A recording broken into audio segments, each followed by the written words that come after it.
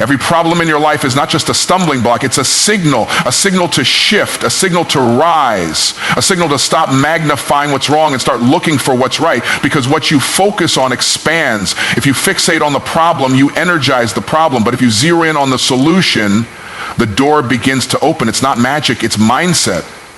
And the truth is, most people stay stuck, not because the problem is too big, but because their focus is too small. Life will always present problems. That's not the issue. The question is, what are you going to do with them? Problems are not interruptions in your journey. They are instructions. They carry messages if you're willing to listen.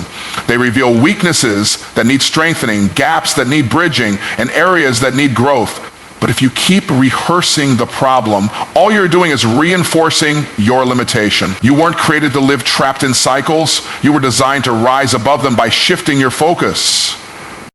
Real progress begins when you take full ownership. You cannot solve what you refuse to take responsibility for. That doesn't mean the problem is your fault, but the solution is your responsibility. Victim thinking is easy, but it will bankrupt your future. Ownership thinking is harder, but it creates leverage. The moment you stop blaming the economy, the people, the past, and even your pain, that's the moment you start unlocking possibility. The most powerful person in the room is the one who refuses to play powerless. And then there's your language. Your words are either creating a ladder out of your problem or a prison wall around it. If all you do is talk about how hard it is, how unfair it is, how big the problem feels, then you're just putting emotional interest on a debt you never owed. Stop speaking death into your situation. Stop agreeing with limitation. Start declaring vision, even if you don't see it yet. Speak the solution until the atmosphere catches up with your words. Faith isn't just what you believe, it's what you speak when nothing looks like it's working. You've got to elevate your thinking. You can't solve a problem with the same mindset that created it. Thinking at a low level keeps you reactive, but when you elevate your thinking, you become proactive. Solutions exist on a higher frequency. If you're not getting the answers you need, it may be because you're still thinking from the basement while the breakthrough is on the roof. And sometimes the solution isn't logical, it's spiritual. That's why faith is your edge. Faith gives you clarity when facts leave you confused. Faith gives you strategies that hustle never will. Faith doesn't deny the problem, it just believes there's a higher truth. The truth is, the problem you're facing today might be the training ground for the solution you'll offer tomorrow. You weren't born to sit in circles of complaint, you were born to rise, solve, lead, and impact. So shift your focus. Fix your gaze on what's possible. And remember, solutions don't come to the complainer, they come to the creator. Be the one who creates.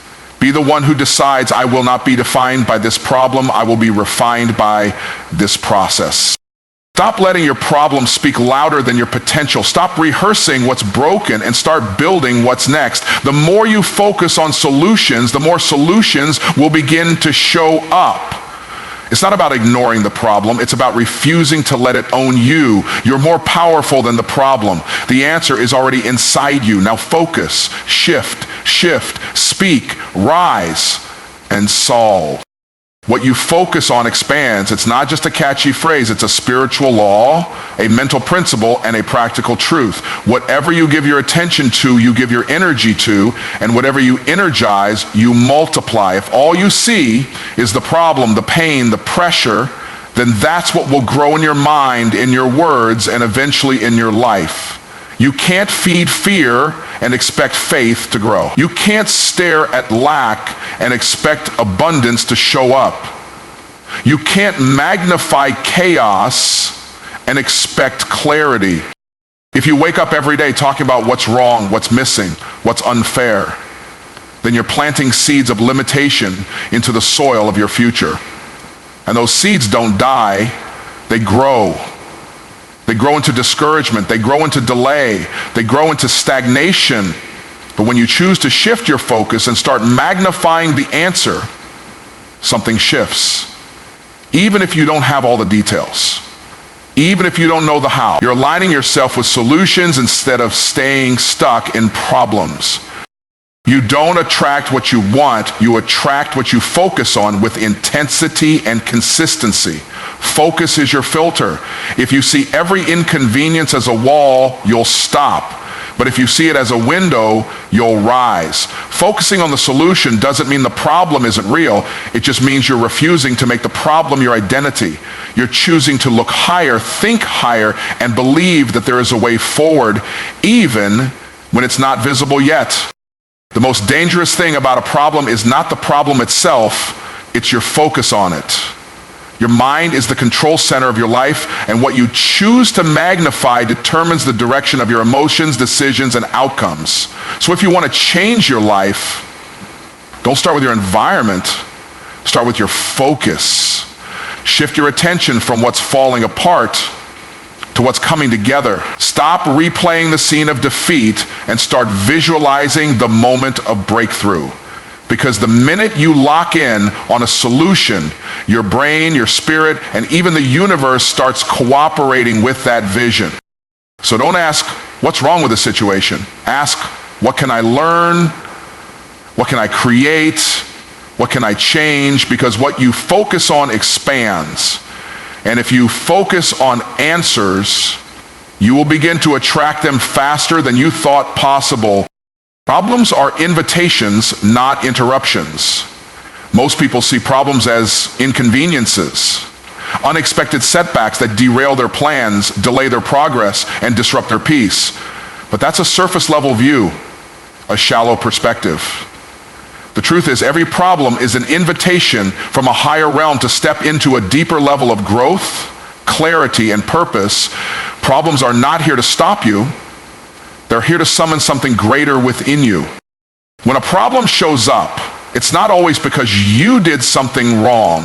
Sometimes it appears because you're being called higher. You're being invited to think more creatively, to lead more courageously, to pray more boldly, and to act more decisively. A problem says you've outgrown the level you've been living at. It's time to expand. But if you only see it as an interruption, you'll resist it. You'll complain. You'll shrink, and you'll miss the door it was trying to open. Every breakthrough you've ever witnessed in someone else's life started with a problem.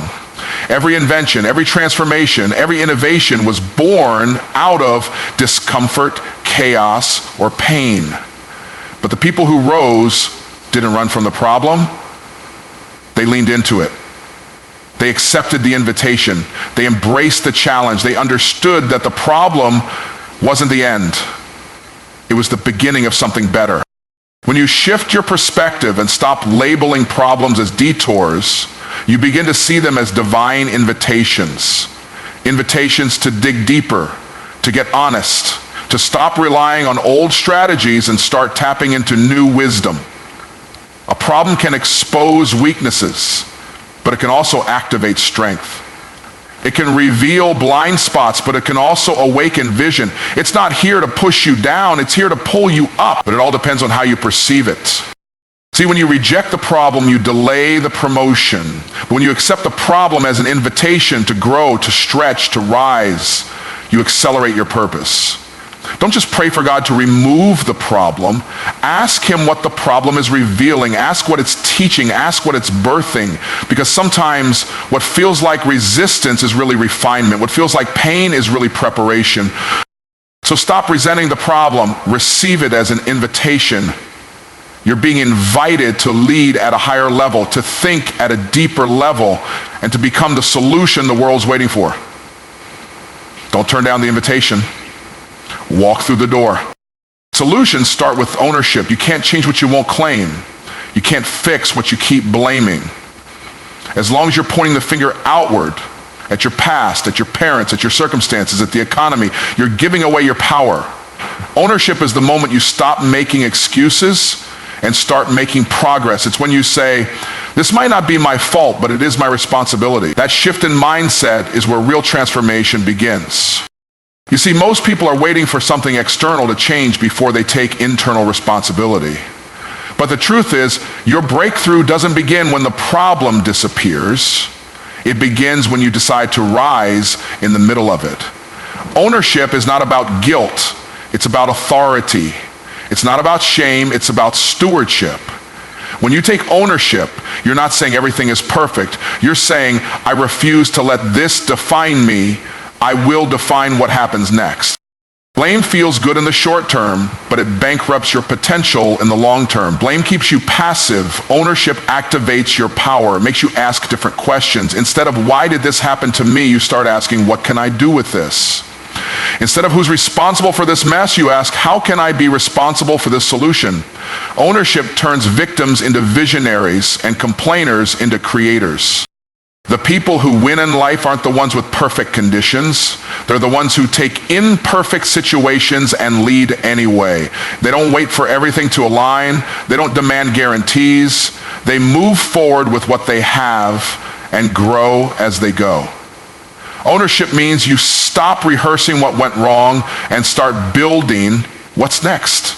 It means you stop disqualifying yourself because of past decisions and start qualifying yourself by current choices.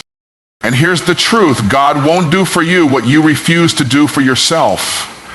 He'll empower you, guide you, open doors, but he won't drag you through them. That's your job. Ownership is the proof that you're ready for the next level. It says, I might be in a storm, but I won't let the storm get in me. I might have been knocked down, but I will rise again. Not when things change, but when I decide. So take the wheel, speak the vision, own your growth, own your healing, own your assignment, because the moment you do, solutions will begin to show up. Ideas will come, resources will align, people will appear. But none of it starts until you take ownership. Speak solutions, not struggles. Your words are not just sounds, they are seeds.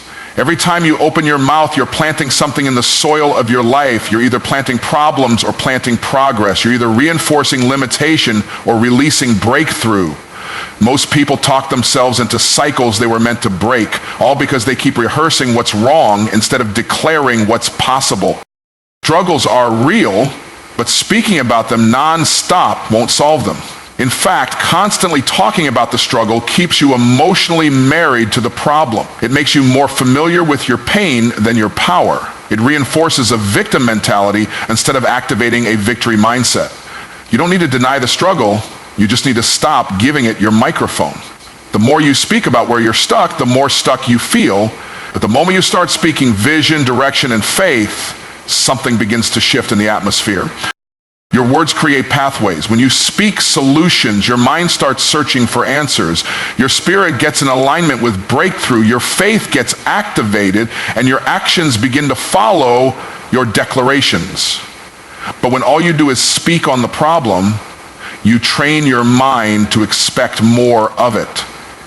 You start living from a posture of fear instead of a position of faith. There's power in your tongue. The same mouth that can complain can also create. The same voice that magnifies hardship can be used to command change. So don't waste your breath echoing doubt. Use it to declare destiny. Say what you want to see, not just what you currently feel. That doesn't mean you ignore reality. It means you elevate above it. You acknowledge what is, but you speak what can be. That's how leaders talk. That's how change makers think. Start declaring healing even while you're hurting. Speak clarity even when you feel confused. Call in favor even while you're facing resistance, because your words aren't just describing your situation, they're deciding your future. What you say today is shaping the environment you'll live in tomorrow. So if you're tired of being stuck, don't just change your strategy, change your speech. Stop speaking in circles and start speaking in solutions. Your future is listening. Your next level is waiting on your words. Speak like the answer is already on the way. Speak like the doors are already opening. Speak like the mountain has already moved. Because when your mouth gets in agreement with your mission, your life starts catching up with your language. Think higher, don't sink lower. When life hits hard, the natural response is to go low, to let your mind spiral into fear, your emotions drop into discouragement, and your perspective shrink into survival mode. But you were not created to live on the level of the problem. You were designed to rise above it. The answer is never found in the pit of worry, frustration, or self-pity. It's found on the higher ground of faith, clarity, and creative thought. If you want to change your life, you have to elevate your thinking before you try to shift your situation.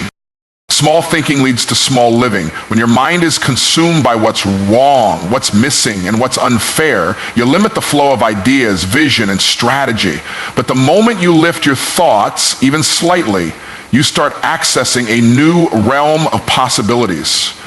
Problems often look permanent when your mindset is too low. But when you choose to think higher, even the biggest problem starts to shrink in the light of perspective. Thinking higher is not about being unrealistic. It's about being responsible with your potential. It's about refusing to settle for emotional reactions when you were created for intentional responses. It's the discipline of looking beyond what is and locking into what could be. It's understanding that your current situation is not the ceiling, it's the starting point. But if you don't lift your thoughts, your circumstances will always pull you back down. There's a reason why eagles soar and snakes crawl. Elevation determines vision. The higher you think, the further you see. And when you see further, you stop panicking over temporary problems because your mind is locked on long-term purpose. Low-level thinking will have you making short-term decisions that cost you your destiny. But high-level thinking will stretch you into your future before it even arrives. You can't solve a high-level problem with low-level thoughts. You can't build a vision from a place of fear, resentment, or offense. You have to rise above. Think faith, think purpose, think legacy, think solutions that serve others, not just soothe yourself. That's the kind of thinking that changes lives, not just your own, but everyone connected to you. So when the pressure comes, don't sink, rise. When the struggle shows up, don't fold. Focus. Don't let your thoughts spiral into darkness when you have the power to lift them into light. The next level of your life isn't waiting for a better situation, it's waiting for a better perspective. And when your mind goes higher, your life will follow. Faith unlocks creative strategies. When logic runs out, when resources dry up, when doors stay shut, faith steps in and says, there's still a way. Faith is not just belief in the unseen, it's a spiritual tool that activates divine downloads. It opens your mind to solutions you would have never discovered in your own strength. You see, problems don't always need more effort, they need more insight. And faith gives you access to insight that hustle alone can't reach. When you operate purely in reason, you're limited to what you already know, what you've already seen, and what the world tells you is possible. But faith bypasses that limitation. It taps into a higher realm where new strategies, divine appointments, and supernatural ideas exist. Some of the greatest breakthroughs you will ever experience won't come from what makes sense. They'll come from what faith stirred inside you. You don't always need more information. Sometimes you just need revelation. Faith is not passive. It's not about sitting and waiting for something to happen. It's active. It listens for instruction, moves on intuition, and takes bold action even when the outcome isn't guaranteed. When you're in faith, you're not just waiting, you're preparing, you're building, you're expecting, you're tuned into what God is doing even when it's not obvious to the naked eye, and in that space, creativity flows. Ideas come, solutions emerge, strategies are revealed that logic alone could never produce. Faith sees opportunity in what looks like lack. It sees a path through what looks like a wall. It sees multiplication where others see subtraction. That's why people of faith can build businesses in recessions, find peace in the storm, and walk in purpose when everyone else is panicking. Faith refuses to be confined by the current circumstances. It pulls wisdom from above and applies it here on earth. When you live by faith, you're not limited by what's been done before. You become a vessel for what's never been done. You become a problem solver, a vision carrier, and a strategy activator. You stop asking, what can I afford, and start asking, what am I called to create? You stop thinking, who's going to help me, and start realizing God has already made a way. Faith gives you divine access, and with that access comes answers that other people can't even see yet. So if you're stuck, if you're out of options, if the natural path has hit a dead end, it's not time to quit. It's time to press into faith. Because one God-inspired idea can do more in a moment than years of grinding ever could. Faith doesn't just help you believe in a better future. It helps you build it, one creative strategy at a time. So here's the truth. Life will always bring problems. That's not the issue. The real test is where you choose to focus. Because your focus determines your direction, and your direction determines your destiny. If you stay locked in on the problem, you'll stay stuck in cycles. But if you shift your focus to solutions, you begin to move forward, not just physically, but mentally, emotionally, and spiritually. You're not powerless. You're not stuck. You're not at the mercy of your circumstances. You have the authority to shift. You have the ability to rise, and you have the responsibility to choose differently. What you focus on expands. Problems are invitations, not interruptions. Solutions begin the moment you take ownership. Your words carry power. So speak the answer, not the issue. Think from above, not beneath. And never forget, faith is the key that unlocks ideas you didn't even know were possible. This isn't just about mindset, it's about alignment. Align your thoughts, your words, your actions, and your faith with the solution. Because the answer you're waiting for is often waiting on you. You're not here to be overwhelmed by problems. You're here to rise above them, lead through them, and bring solutions that shift atmospheres. So stand up, lock in, and decide from this day forward, you will focus on solutions, not problems. Because the power to change your life is already within you. Now walk in it.